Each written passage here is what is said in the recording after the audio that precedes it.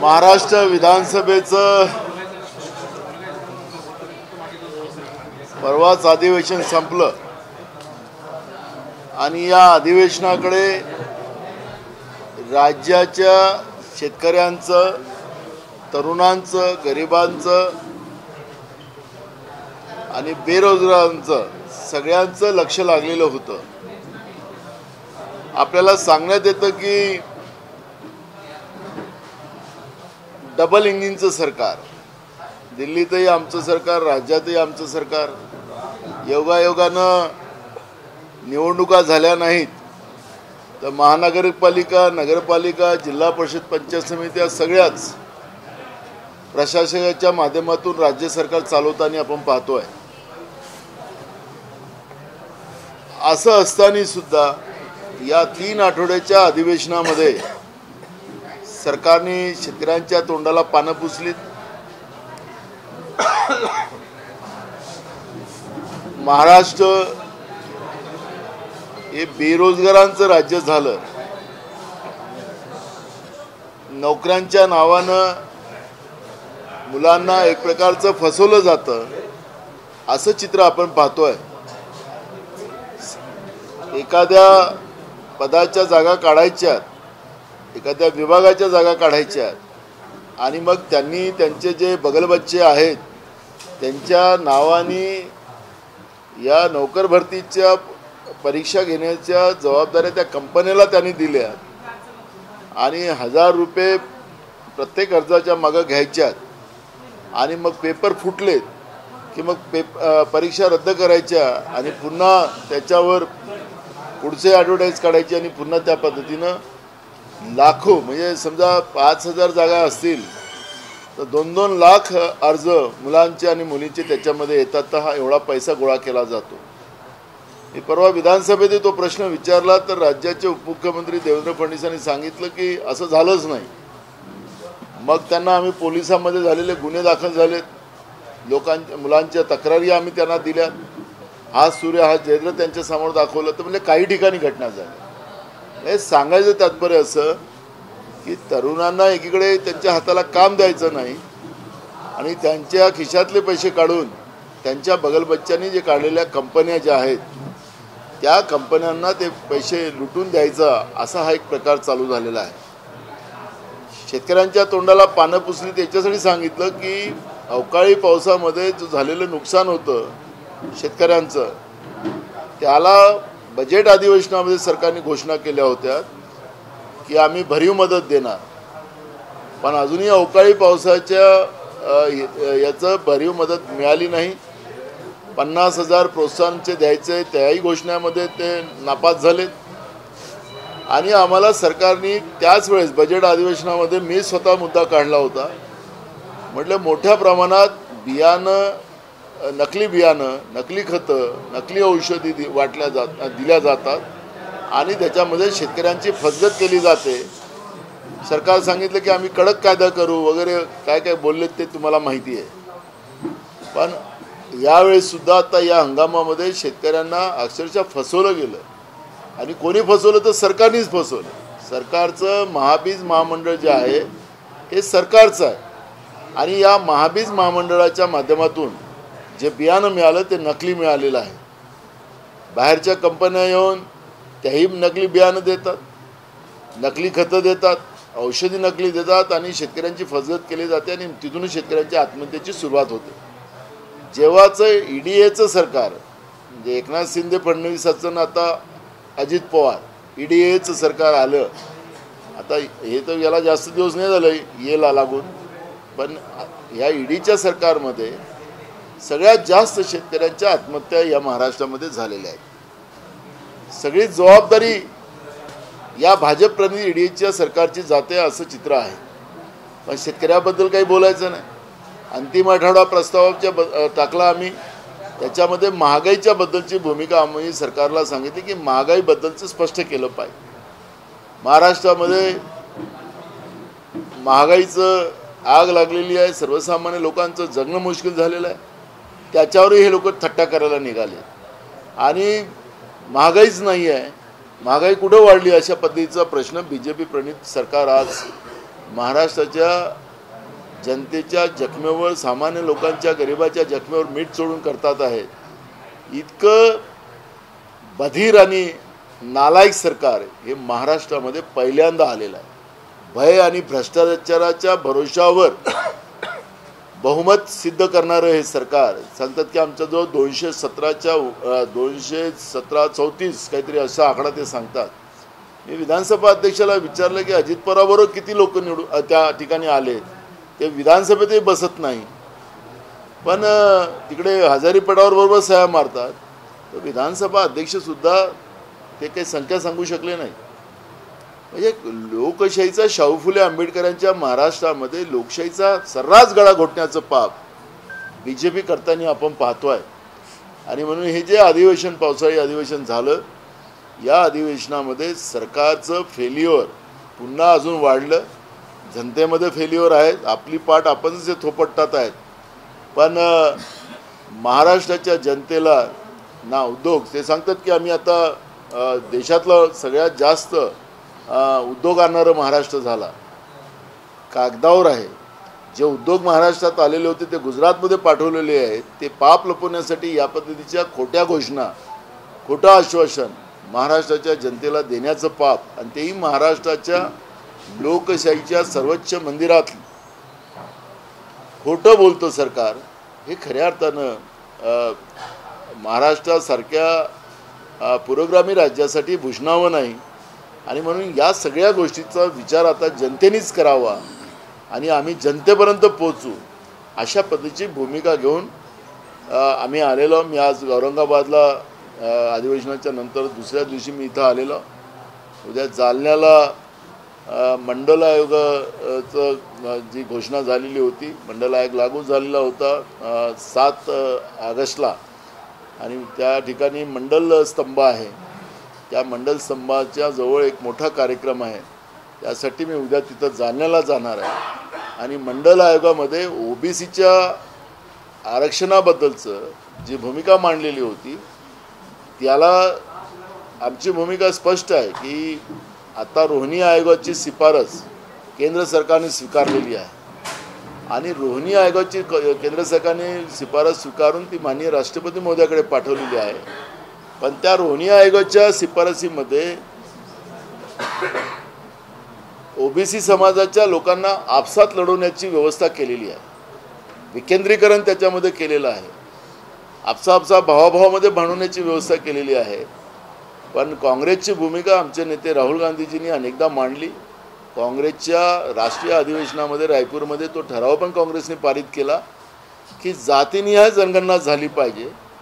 पण BJPला या मागासवर्गांच्या जातीनिहाय जनगणना झाली नाही पाहिजे, जेणेकरून की या जातीनिहाय जनगणना झाली तर या समाजाच्या आर्थिक, शैक्षणिक आणि सामाजिक विकासाची सुरुवात होईल. आणि BJPला मागासवर्गीयांच्या लोकांचं सामाजिक आणि शैक्षणिक आर्थिक विकास होऊ नये हे BJPचा कॉन्सेप्ट आहे.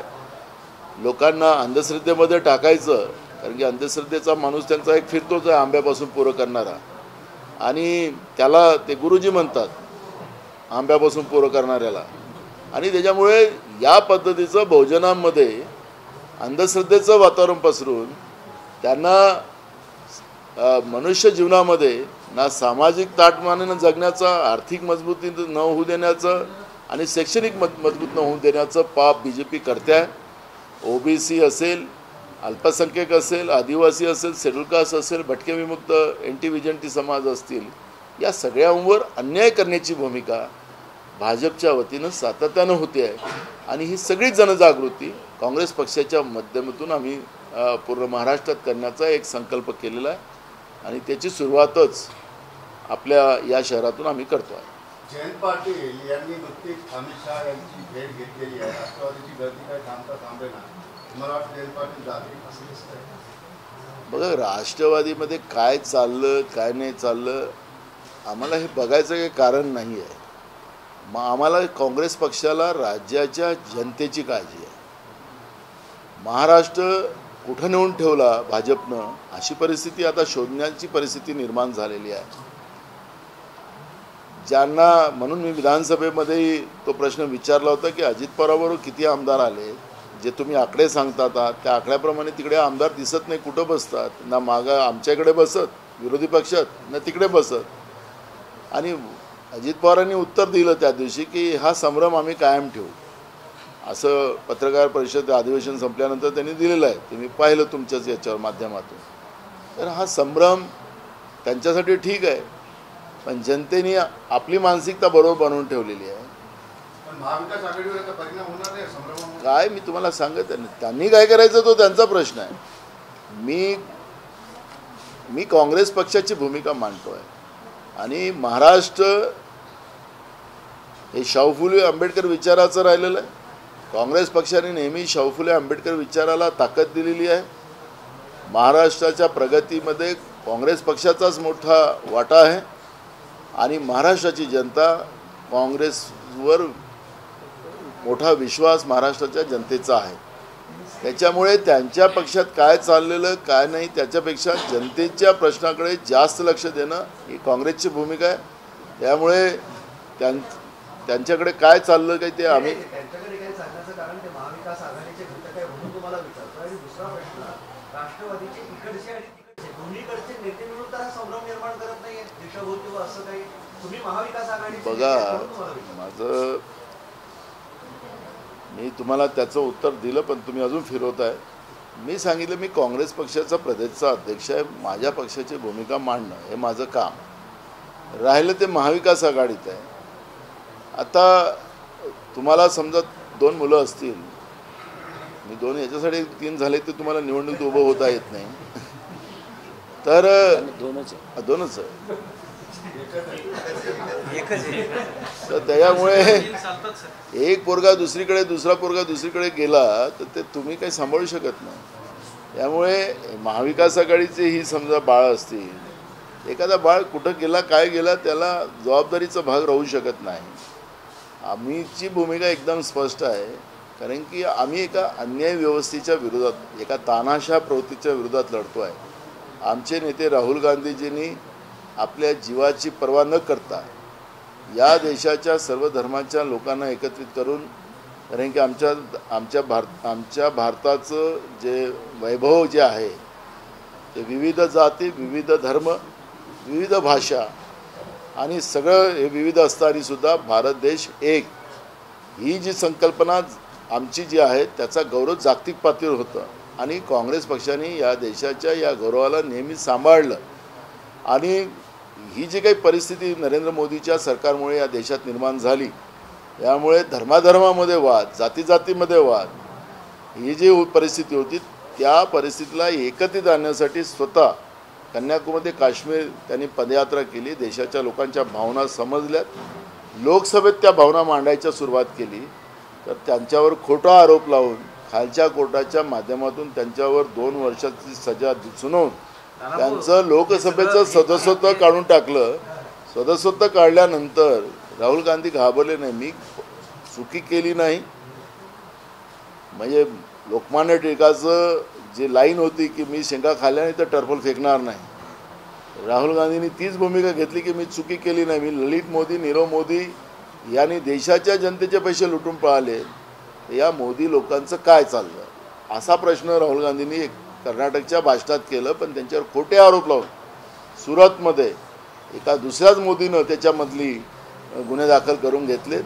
पण माननीय सुप्रीम कोर्टाने परवा जो न्याय दिला सत्यमेव जयतेचा, हाही आमच्यासाठी सगळ्यांसाठी महत्त्वाचा आहे. त्याच्यामध्ये राहुल गांधीजींनी त्याच्यात लिहिलं सुप्रीम कोर्टाचं ॲफिडेविट करत असताना की मी माफी मागणार नाही, मी जेव्हा चुकीच केली तर मी माफी मागायचा काही प्रश्नच नाही. तर असा नेता आज आमचा या देशासाठी काम करणारा काँग्रेस पक्षाचा आहे, त्याचा आम्हालाच गौरव आहे. मी काल पण बोलताना सांगितलं की जेव्हा राहुल गांधींना माननीय सुप्रीम कोर्टाने त्यांच्या शिक्षेवर स्थगिती दिली, तर देशातल्या काँग्रेसवाल्यांनीच नाही, काँग्रेसने तर सगळ्या देशामध्ये त्याचा उत्सव साजरा केला, पण सर्वसामान्य लोकांनी सुद्धा त्याचा उत्सव साजरा केला. काल मला अनेक लोकांची फोन आले. तर ही जी काही परिस्थिती देशामध्ये तानाशाह प्रवृत्ती जी सुरू झालेली आहे, हिटलर पद्धती जी सुरू झालेली आहे, सत्तेच्या भरोशावर या देशाच्या लोकांचं व्यक्तिस्वातंत्र्य संपवणं, त्याच्या तोंडातला घास हिसकणं, त्यांच्या खिशातले पैसे हिसकणं आणि त्याला व्यवस्थेतून संपवणं जे पाप सुरू झालेलं आहे त्याच्या विरोधात लढण्याची भूमिका जी राहुल गांधीजींनी घेतली त्याचं आम्ही स्वागतच करतो. आणि म्हणून मी तुम्हाला हे सांगतोय की म्हणून तुम्हाला हे सांगतो, महाविकास आघाडी म्हणून तुम्ही सगळे एकत्र लोकांसमोर जात असताना राष्ट्रवादीतले आधे इधर आधे उधर, त्याच्यामुळे लोकांमध्ये परिणाम होणार नाही का? हा साधा एक प्रश्न साधा आहे आणि त्याचा फटका काँग्रेसला बसणार नाही का? एवढं साधा. मला तुम्हालाच एक साधा प्रश्न आहे, बाप कोण आहे? काँग्रेस आहे. माझ्याकडे तर तो उलट सांगणार. एखादा पोरगा गडबड केली गेलाही समजा तरी बापाचं बापच असते. काँग्रेस बाप आहे. काँग्रेस सुद्धा मोठा गट फुटणार असा दावा भाजपचे नेते नेहमी करत असतात. बापाचं घर सुद्धा फुटणार आहे. असं आहे, आमचा पक्ष हा जनतेचा पक्ष आहे, हा नेत्यांचा पक्ष नाही आहे. हा पक्ष कार्यकर्त्यांचा पक्ष आहे, हा नेत्यांचा पक्ष नाही. हे दोन्ही लाईन सांगितलं तुम्हाला. काँग्रेस पक्ष जनतेचा आहे, नेत्यांचा नाही. काँग्रेस पक्ष कार्यकर्त्यांचा आहे, नेत्यांचा नाही. तुम्ही नेत्यांचं काही वर्णी लावायला प्रयत्न करत असाल, असं होणार नाही.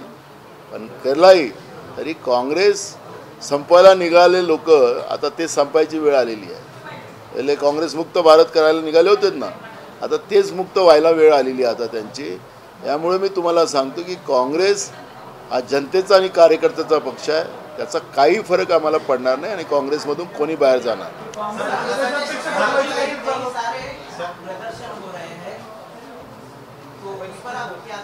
जन आक्रोश मोर्चा निकल रहा है तो उसमें आपका समर्थन है? कांग्रेस के नेता भी उसमें शामिल हो रहे हैं. कहाँ पे? क्या काय का आक्रोश मोर्चा निकला था उसमें काय का आक्रोश? हिंदुत्ववादी संघटनांनी जिल्ह्यामध्ये त्याच्यामध्ये काँग्रेसचे काही लोक सामील होत आहेत. तुमचं काय स्टँड आहे? जिल्हाध्यक्ष पण होते उपस्थित. नाही ॲक्च्युली विषय काय नाही मी त्याची माहिती घेतो. तुम्ही आता प्रश्न मांडला मला. विषय असा होता की हिंदुत्ववादी संघटनांनी फुलंब्रीमध्ये सर्वपक्षीय मोर्चा काढला होता. खास करून त्याच्यामध्ये भारतीय जनता पार्टीच्या लोकांनी त्या मोर्चाला आघाडी दिली होती आणि हा सगळा जो मोर्चा होता तो एका वेगळ्या शक्तींच्या विरोधात होता. तर त्यात काँग्रेसच्या जिल्हाध्यक्षांनी सहभागी होणं हे काही लोकांना चुकीचं वाटतं. और उसमें कांग्रेस का समर्थन है क्या? और युवा कांग्रेस की देखो, कांग्रेस ये जातिवादी या धार्मिक व्यवस्था के आधार में नहीं बनी हुई है. कांग्रेस सर्वधर्म समभाव के आधार पर बनी हुई पार्टी है और कांग्रेस की भूमिका एकदम स्पष्ट है. पहले देश और देश की जनता, ये कांग्रेस की भूमिका है. और हमारे जो बाबा साहब अम्बेडकर ने जो संविधान दिया है उसमें सर्वधर्म समभाव की जो भूमिका दी है उसको आगे ले जाने का काम कांग्रेस ने किया. अपने देश के बराबरी में कई देश को आज़ादी मिली, लेकिन वहाँ पर डॉक्टर बाबा साहब अम्बेडकर का संविधान नहीं था और कांग्रेस जैसे विचारधारा नहीं थी करके वो देश की आज़ादी ख़त्म हो चुकी. लेकिन 75 साल आज देश में आज़ादी बरकरार बनी हुई है. तो उसके पीछे बाबा साहब अम्बेडकर का संविधान और कांग्रेस विचार सोच यही रही है. और इसलिए हम किसी धर्म के और किसी धर्म की व्यवस्था के आधार पर ये पार्टी काम नहीं करती. हमारे यहाँ पर हमारे देश की सीमाओं में हमारा मुस्लिम भाई भी है, हमारा क्रिश्चियन भाई भी है, हमारा सिख भाई भी है और हमारा हिंदू भाई भी है. तो वहाँ पर हम सब लोग एक साथ हैं देश भारत माता को बचाने के लिए, सुरक्षा देने के लिए. तो हम कांग्रेस पार्टी की भूमिका एकदम स्पष्ट है. कांग्रेस पार्टी ये धर्म के आधार पर कोई भी राजनीति करना नहीं चाहेंगे. और जो आपने कहा है मैं उसको जांचता हूँ और जो भी मुझे वहाँ पे अगर कुछ गलत दिखेगा तो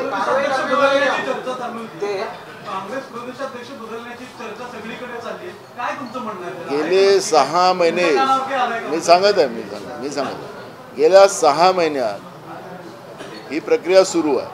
सगळ्या पेपरला हेडलाईन असते.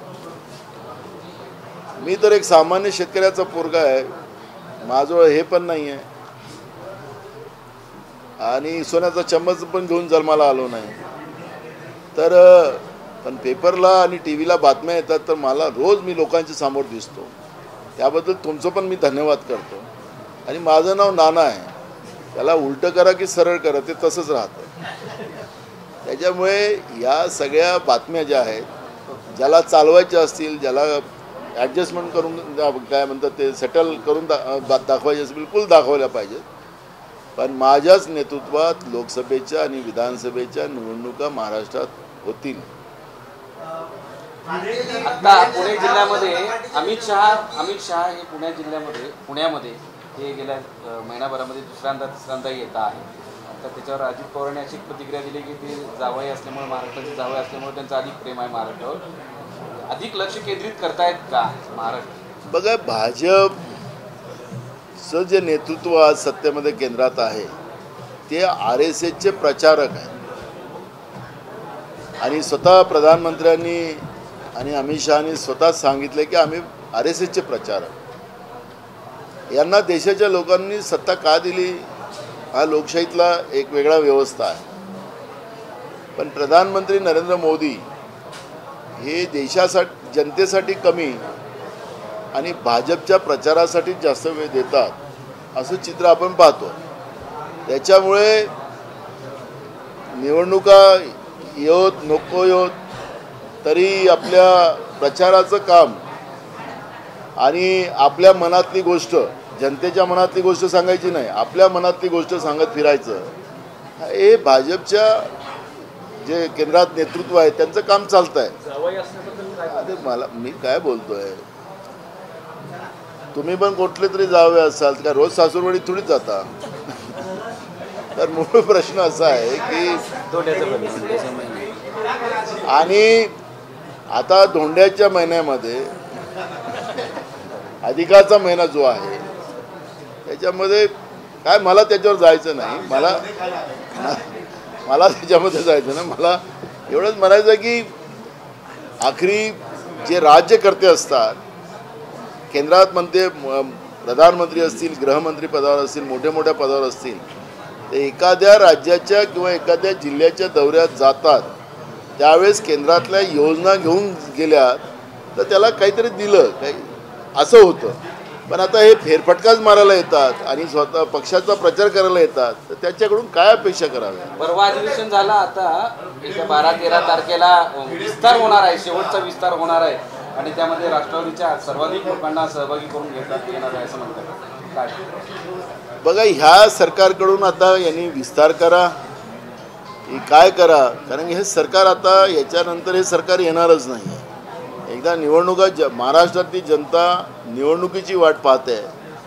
या सगळ्या अविश्वासी व्यवस्थेला, भय आणि भ्रष्टाचाराच्या आधारावर राजकारण करणाऱ्या, जनतेच्या मेलेल्याच्या टाळूवरचं लोणी खाणाऱ्या अशा भाजप-प्रणीत सरकारला आता सत्तेमध्ये स्थान मिळणार नाही. त्यामुळे कोणा विस्तार होतो, कोण मंत्री होतो त्याचं आम्हाला काही घेणं देणं नाही.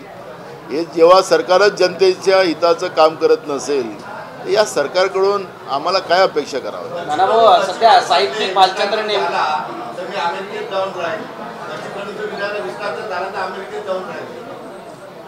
पैसे जास्त झाले असते. एक महत्वाचा विषय जरा, भालचंद्र नेमाडे त्यांचं एक वक्तव्य असं आहे की औरंगजेबाविषयी चुकीचं सांगितलं जात आहे, औरंगजेबाने सतीप्रथा बंद केली असं त्यांचं वक्तव्य आहे. सोबतच औरंगजेबाकडे निम्मे सरदार ही हिंदू होते, त्यामुळे भालचंद्र नेमाडे आता अधिक चर्चेत आले. तुमची काय भूमिका त्याच्यात, तुमचं काय मत आहे? बघा, मला तर असं वाटतं की काँग्रेस पक्षाने आता त्याच्यातली भूमिका स्पष्ट केलेली आहे की इतिहासामध्ये जाण्यापेक्षा आता वर्तमानाकडे लक्ष देण्याची गरज आहे. वर्तमानाकडे लक्ष देण्याची गरज आहे. कष्टाने आणि मेहनतीनं स्वातंत्र्यानंतर हा भारत देश जो उभा करण्यामध्ये काँग्रेसनी आपल्या जीवाची परिकाष्ठा लावली आणि आज देश बर्बाद होत चाललेला आहे, देश विकून देश चालवलं जात आहे आणि देशाच्या संविधानिक व्यवस्थेला संपवायचं काम सुरू केलेलं आहे. तर अशा वेळेस वर्तमानावर जास्त लक्ष देण्याची गरज आहे. आणि म्हणून काँग्रेस पक्ष कोण काय या इतिहासावर जाऊन बोलतो आणि कारण की BJP आता सगळ्याच मुद्द्यामध्ये फेल झालेली आहे. या पद्धतीच्या इतिहासातल्या खोट्या काही चुकीचा अर्थ लावून काहीतरी बोलावं आणि मग मूळ मुद्द्यापासून जनतेला डायव्हर्ट करायचा जो प्रयत्न जो BJPने सुरू केलेला आहे त्याच्यातला प्रकार होऊ शकतो. त्याच्यामुळे मला कुठल्या या इतिहासातल्या याच्यामध्ये आम्हाला पडायचं नाही आहे. आमची भूमिका स्पष्ट आहे. 2 टाईमचं लोकांना खायला चांगलं मिळालं पाहिजे, त्यांना चांगलं राहता आलं पाहिजे, त्यांच्या हाताला काम मिळालं पाहिजे, शेतकऱ्याला अन्नदात्याला स्वाभिमानानं जगता यावं, त्याच्या शेतीच्या मालाला चांगला भाव मिळावा आणि त्याला आत्महत्यापासून वाचवणं, ही सगळी भूमिका तर आमच्यासमोर आहे. हे वर्तमान आमच्यासमोर आहे. आमचं राज्य हे तरुणांचं राज्य आहे.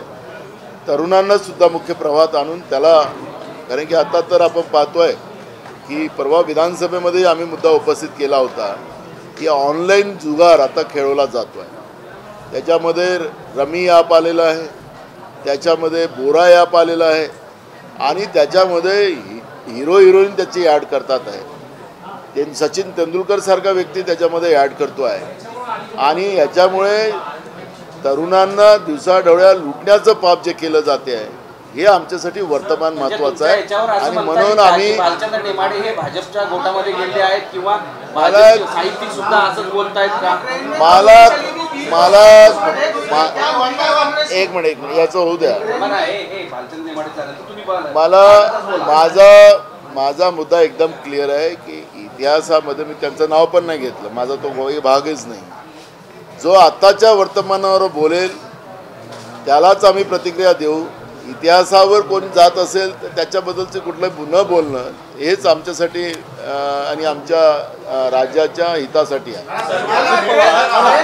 अजित पवार वर्तमानावर बोलले, ते असं म्हणाले की देशाचं नेतृत्व मोदी आणि शहाच करू शकतात. अजित पवार म्हणाले की मोदी आणि शहा हे दोघेच फक्त देशाचं नेतृत्व करू शकतात, असं अजित पवारांचं वक्तव्य.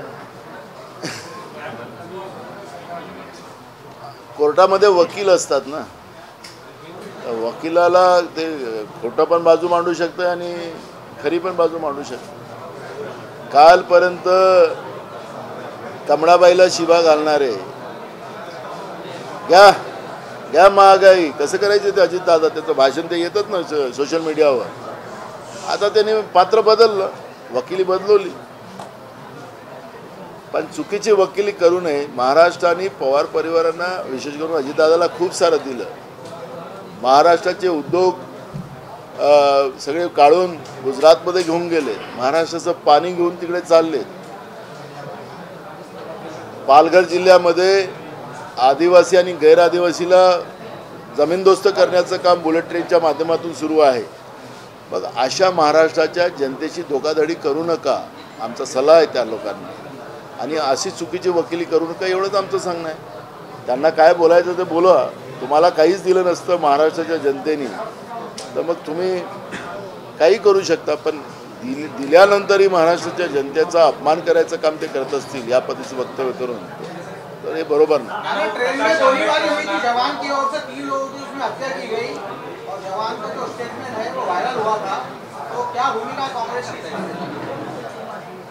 देखो मैंने नौकर भर्ती का जब इशू उठाया कि जो प्राइवेट कंपनियां इन लोगों ने नौकर भर्ती में जो लगाई है तो इनके बगल बच्चों को मौका मिले, ये उसमें का रास्ता है.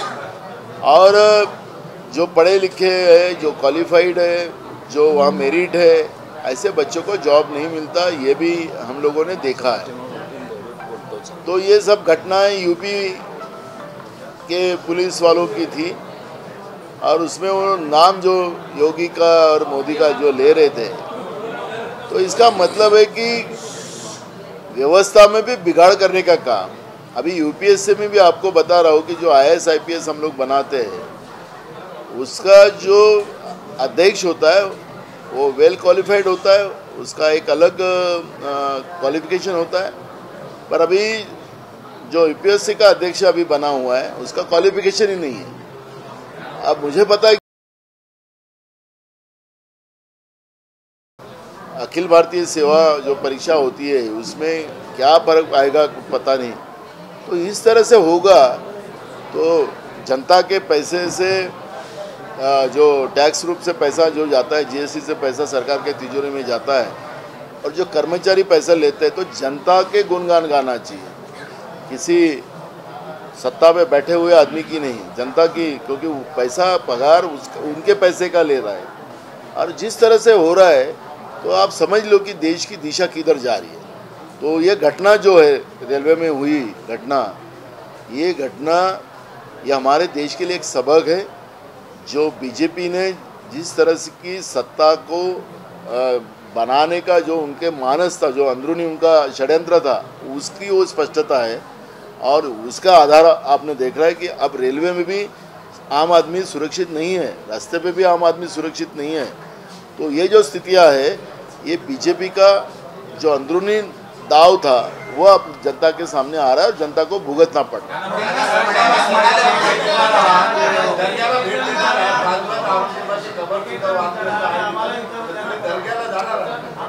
मी भद्रा मारुतीला जाणार आहे आणि दर्ग्याला जाणार आहे। दर्गा ही दर्गा जी आहे ही फक्त मुस्लिमांसाठीच नाही, तर तिथं मोठ्या प्रमाणात हिंदू पण जातात, म्हणजे मुसलमानापेक्षा हिंदू जास्त जातात। कौमी एकतेचं प्रतीक आहे। मी त्या दर्ग्यावर जाऊन कुठले बाबाजी जर्जर बख्श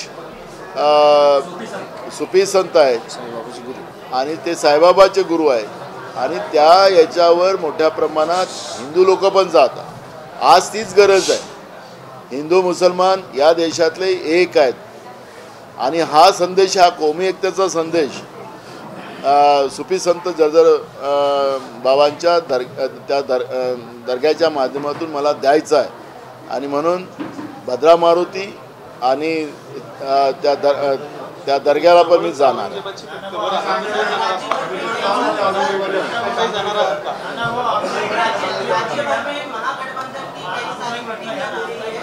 महागठबंधन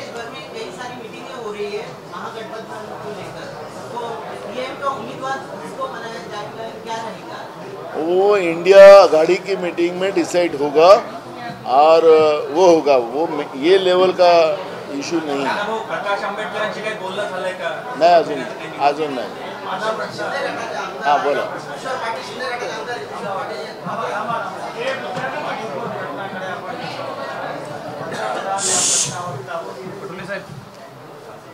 एक बघा, जो बीजेपीचा आणि RSSचा जो अजेंडा होता, मी मगाशी रेल्वेचं उदाहरण त्यांना सांगितलं, तसं यालाही आपण त्याच पद्धतीने बघता येतं की जिथं जिथं भाजपची सत्ता आहे, आपल्या महाराष्ट्रातही करण्याचा प्रयत्न केला। आपण ज्या शहरात आहोत या शहरामध्ये तो पहिला प्रयोग इथं झाला।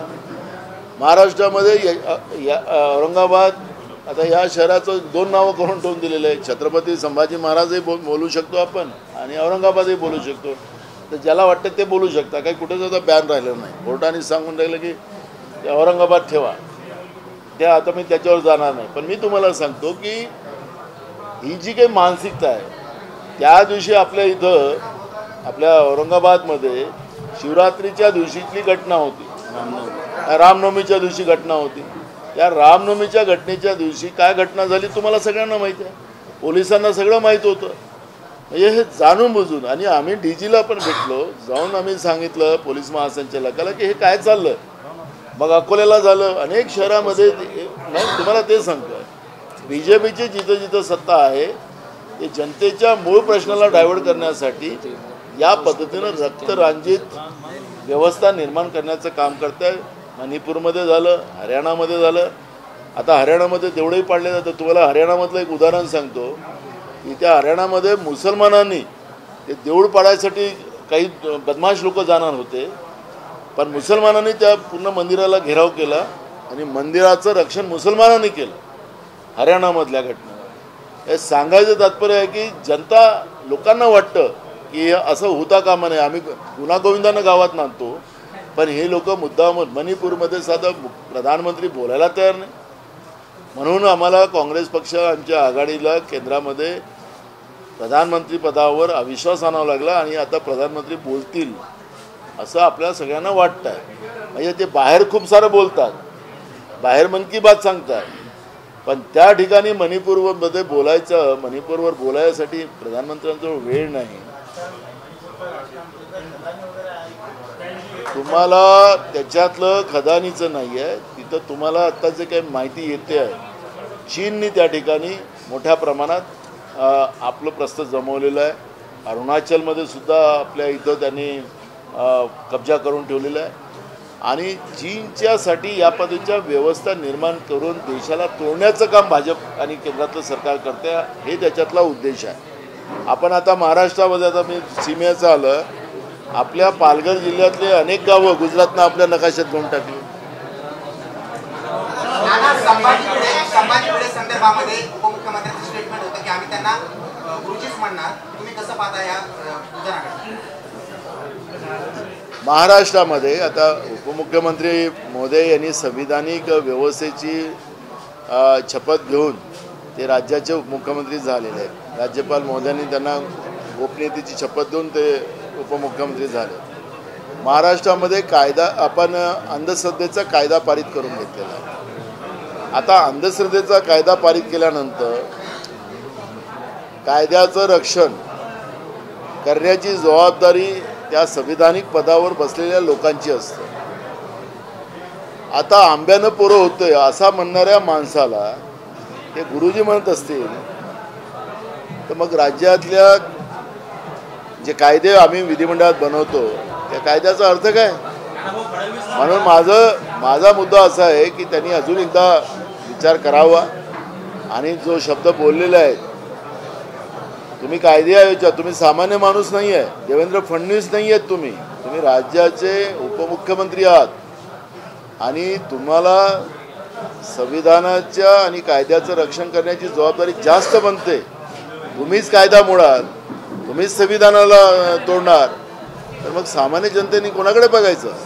त्यामुळे माझ्या मित्राला माझा सल्ला आहे की त्यांनी दिलेला तो ज्या पद्धतीने बोललेत आमचे गुरुजी आहेत त्याचा अजून त्याच्यावर विचार करावा.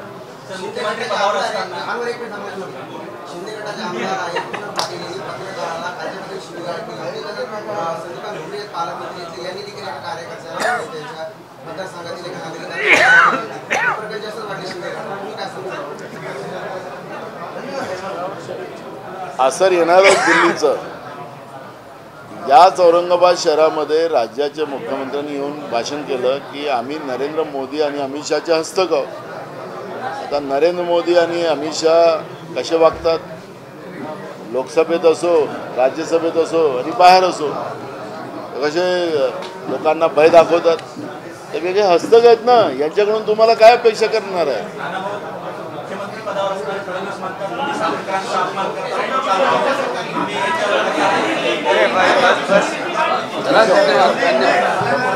हिंदी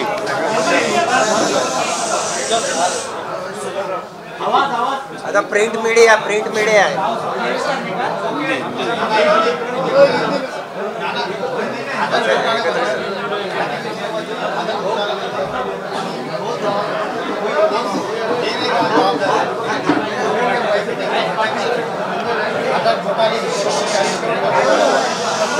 बैंक का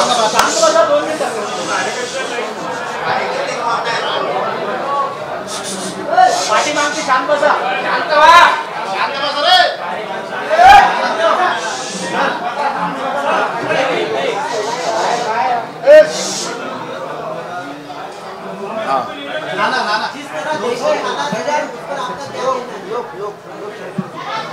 देश की हालत बहुत खराब है. देश में बैठी हुई नरेंद्र मोदी की सरकार ये जानबूझकर इस देश में हालत खराब करने की व्यवस्था बनाते जा रही है. मणिपुर के मामले में देश के प्रधानमंत्री न बोलना, वहाँ न जाना और जो कुछ भी मालूमात, क्योंकि इंडिया आघाड़ी की जो सांसद वहाँ पे गए थे उसके बाद में जो मालूमात आई, जिसके बाद में सभी सांसद राष्ट्रपति महोदय को मिले और वहाँ पे चीन का क्या हस्तक्षेप चल रहा है उसके बारे में भी माननीय राष्ट्रपति महोदय को बताया. हरियाणा में बीजेपी की सत्ता है, वहाँ पर भी वही हाल है. जहाँ जहाँ बीजेपी की सत्ता है वहाँ पर ये माहौल बिगाड़ना चाहते हैं. तो इसका मतलब है कि देश को तोड़ना चाहती है और कांग्रेस ये कदापि सहन करेंगी नहीं, क्योंकि कांग्रेस ने ये देश को आज़ादी मिला के दी और डॉक्टर बाबा साहब अम्बेडकर के संविधान विचारधारा के आधार पर ये देश को आगे बढ़ाने का काम कांग्रेस ने किया।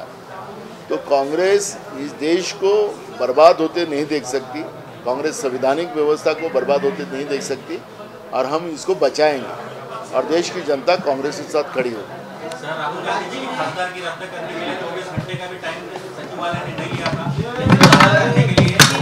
बहाल करने के लिए बहुत सारे टाइम खा रहे हैं, क्या कहते हैं कि साजिश है? राहुल गांधी से डरते हैं नरेंद्र मोदी, और इसलिए इस तरह का गैर कानून व्यवहार कर कर, संवैधानिक व्यवस्था को ख़त्म कर कर, इस तरह का वो ना संसद में आए, इसकी चिंता उनको लगी हुई है। तो राहुल गांधी जी से नरेंद्र मोदी डरते हैं और इसलिए ये कर रहे हैं।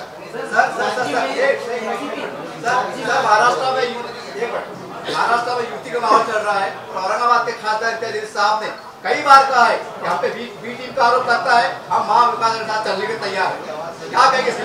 उन्होंने पेशकश की है कि हम आपके साथ चलने के लिए तैयार हैं।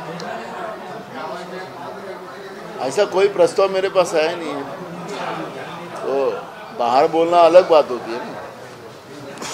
आखिरी कोई भी चीज़ का प्रस्ताव चाहिए ना, साथ में आना है, क्या मतलब होता है? आप भी हमारे साथ हो। ये सब चीज़ों में लिखित व्यवस्था बनना चाहिए और कोई प्रस्ताव होना चाहिए, बगैर प्रस्ताव से तो कुछ होता नहीं। तो ये इस तरह का गुमराह ना करे, ये हमारी भूमिका है। अरे भाई, हम स्वीकार करेंगे कि बाहर अगर वो बोलते हैं तो भाई वो तो हमारे से कोई बैठे ही नहीं ना, तो ऐसे इस तरह की बातें ना करे और जनता को गुमराह ना करे। अरे त्याच्यानंतर आम्ही तो विषय राहील ना, जेव्हा विजेचा चर्चेचाच नाही आमच्याजवळ, तर आम्ही त्याला कुठली चर्चा करायची इथं?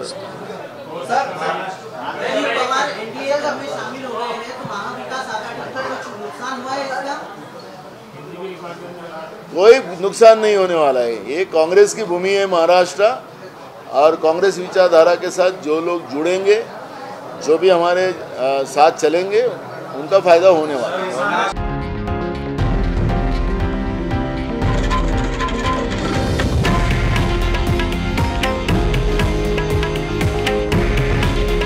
हे आहे देशातील नंबर 1 न्यूज नेटवर्क आणि आपण पाहत आहात TV9 मराठी। काळजी तुमची, हित महाराष्ट्राचं।